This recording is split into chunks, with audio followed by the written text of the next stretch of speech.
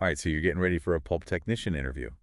That's awesome. Yeah, it's a field with a ton of opportunity right now. Definitely. And honestly, who doesn't love the idea of making paper magic happen? Um, And we've got some help for you. We've got a stack of resources from RoleCatcher. oh, nice. Career guides, interview guides, even AI insights, all to help you ace this. That sounds helpful. Think of this deep dive as your secret weapon, getting you ready to really impress those interviewers. I like it. So first things first, pulp technicians are the backbone of the paper industry. They keep those massive pulp processing machines humming, Right. troubleshoot problems, make sure everything meets those quality standards. Think of them as the engine room, making sure all that paper packaging and even textiles get their start. Yeah, that's a good way to put it. But before you get to all that cool stuff, there's the interview. Don't sweat it, though. Okay. We're going to break down some common questions, give you insider tips on how to answer them, and even sprinkle in some career advice, gold from RoleCatcher. So one of the first things they're probably going to ask is about your experience analyzing pulp samples. Yeah, that's a key part of the job. So how would you recommend someone approach that question? Well, it's not enough to just say you've used certain equipment. They want to hear about what you've learned from those experiences. So instead of just name-dropping a TAPI standard test method, Yeah, could you give an example of how you might answer that? absolutely. So you could say something like, in my lab work using the TEPI kappa number test, I learned how to accurately measure the lignin content in pulp cap. This was crucial for controlling bleaching efficiency and ensuring the final paper met quality standards. That's a great example. Thanks. You're not just listing skills, you're Right. showing them you understand the why behind the process. Exactly. And to really impress them, you could even sprinkle in a specific anecdote. Oh, yeah, that's a good idea. Like one time we had a batch of pulp that wasn't bleaching properly.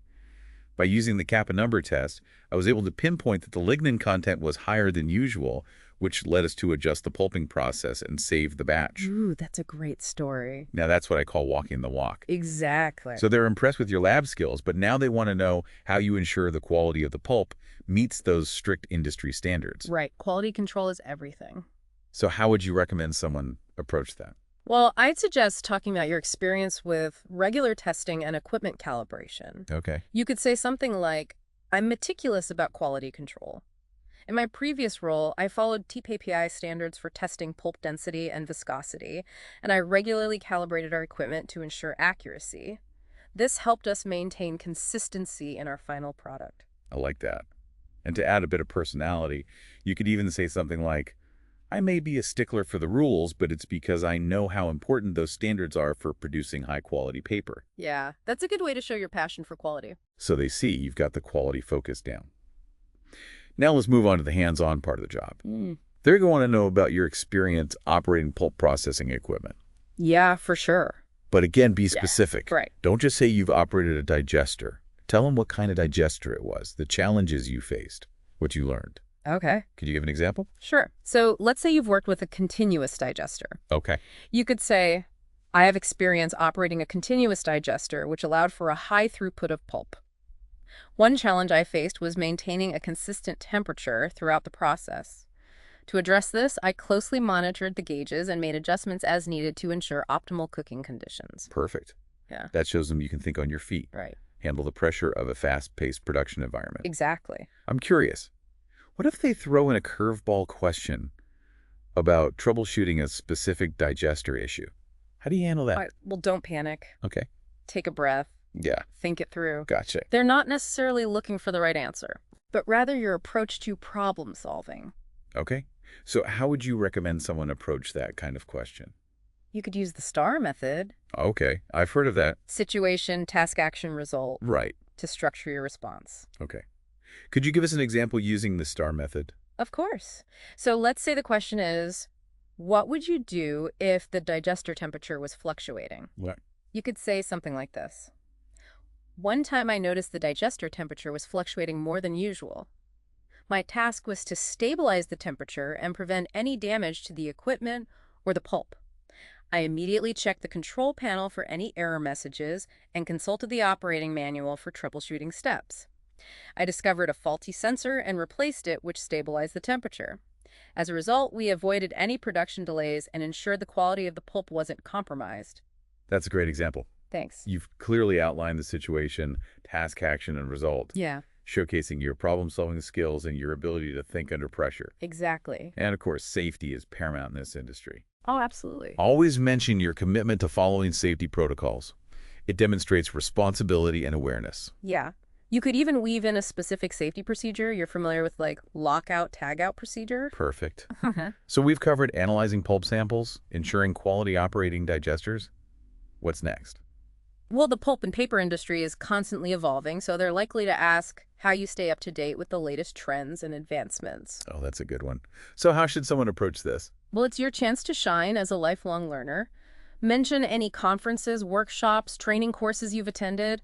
Talk about trade journals you read or even online forums where you geek out about pulp technology. Wait, there are online forums for pulp enthusiasts. Of course. You'd be surprised how passionate people are about paper. I love it.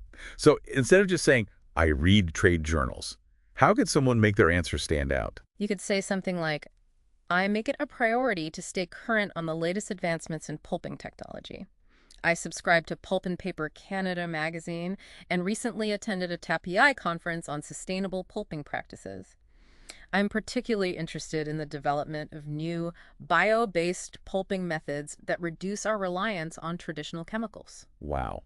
Now that's what I call showing initiative. Yeah. You're not just passively reading, you're actively seeking out opportunities to learn and grow. Right. And if you could talk about a specific advancement you've implemented in a previous role, Yeah, that's even better. like I spearheaded the implementation of a new enzymatic bleaching process that reduced our chemical usage by 15%.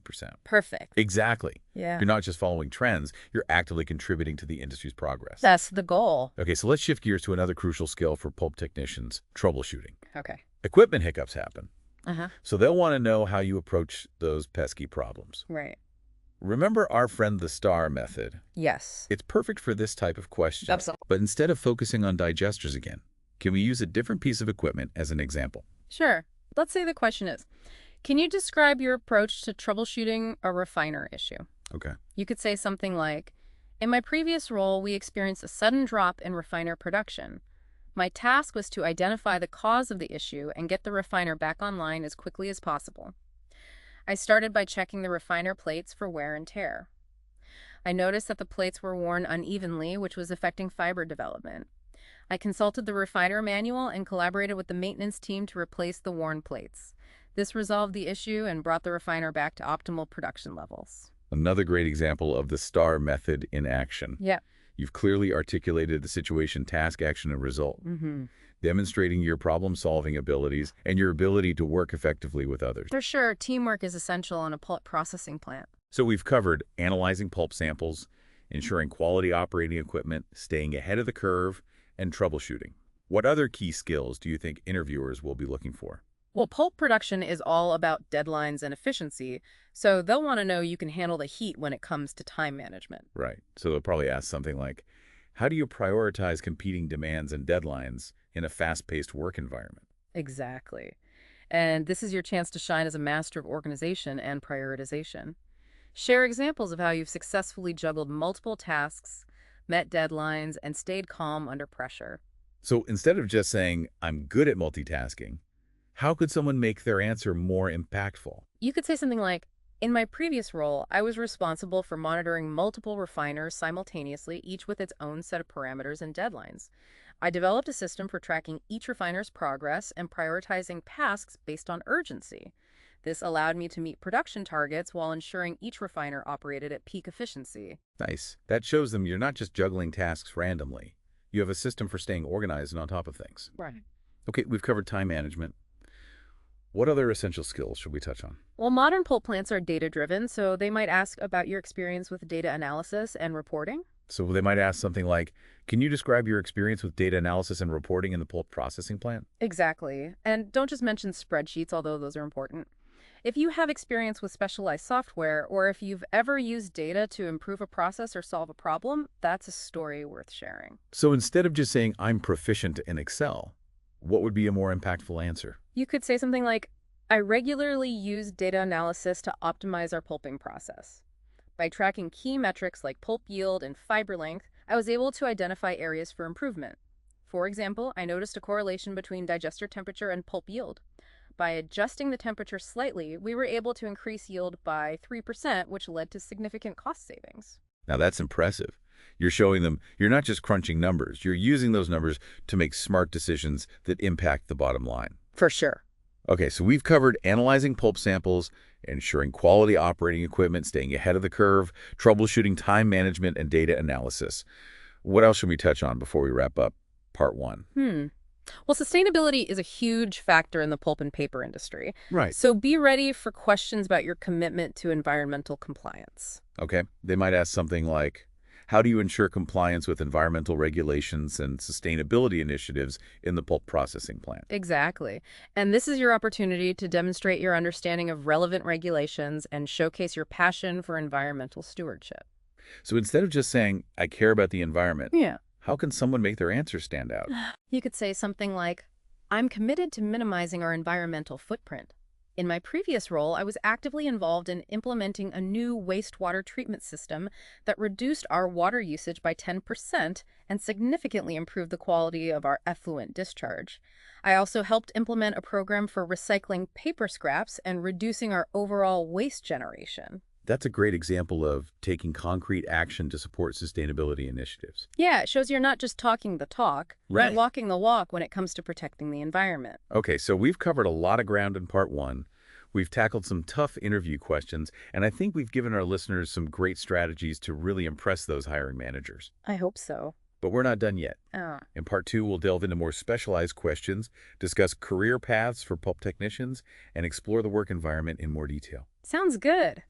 Welcome back. So last time we tackled some of those general interview questions. You did. Now let's dive into some more specialized questions you might face during a pulp technician interview. Sounds good. Let's say you're interviewing for a role that involves working with digesters. What kind of questions should you expect?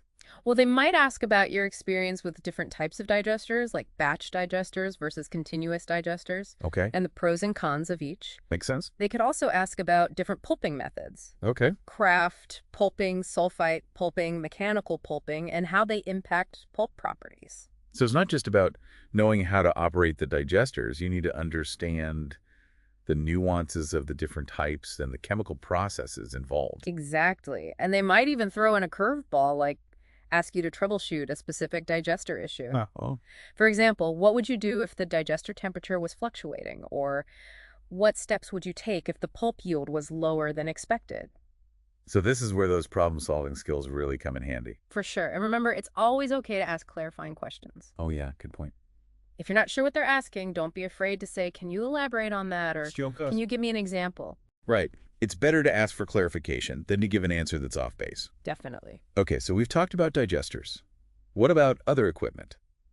Let's say you're interviewing for a role that involves working with refiners. What kind of questions might come up?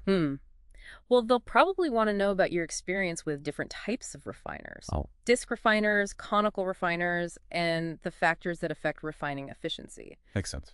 They might also ask about the relationship between refining and pulp properties, Okay. like fiber length and strength. Gotcha. So it's all about demonstrating your understanding of the refining process and how it impacts the final pulp product. Exactly. And they might even ask about specific refiner settings and how those settings affect the final product. Okay. For example, they might ask, what's the purpose of the plate gap? Or how does the rotational speed affect fiber development? It sounds like they really want to dig deep into your technical knowledge of refiners. Any tips on how to prepare for this kind of questioning? Well, I'd recommend reviewing the operating manuals for any refiners you've worked with. Okay. And don't be afraid to get hands-on. Right. The more experience you have operating and troubleshooting refiners, the more confident you'll be answering these questions. So practical experience is always a plus. For sure. Okay, we've talked about digesters, we've talked about refiners. What about safety? Yeah, safety is huge. What kind of safety-related questions might come up in a pulp technician interview? Well, they might ask about your experience with lockout, tagout procedures, confined space entry protocols, or hazard communication standards. Right. They could also ask about your personal commitment to safety and how you promote a safety culture in the workplace. So it's really important to be able to articulate your understanding of those safety regulations and demonstrate your commitment to following them. After all, safety is everyone's responsibility. Exactly. And it's not just about knowing the rules, it's about having the right attitude. Interviewers want to see that you're proactive about safety, that you're always looking out for potential hazards, and that you're willing to speak up if you see something unsafe. So how could someone really showcase their safety consciousness during an interview? Well, you could talk about a time when you identified a potential safety hazard Okay, and took steps to correct it. right. For example, you could say, in my previous role, I noticed a frayed electrical cord near a piece of equipment. I immediately reported it to my supervisor and followed our lockout-tagout procedures to ensure the equipment was de-energized before the cord was repaired. Ooh, that's a good one. That shows you're not just aware of those protocols, you're actively putting them into practice. Exactly. Okay, so we've covered a lot of ground on those interview questions, both general and specialized. But what about the bigger picture? What kind of career paths are available for pulp technicians? Well, as you gain experience, you can move into more specialized roles like a digester operator, refiner operator, or bleaching operator.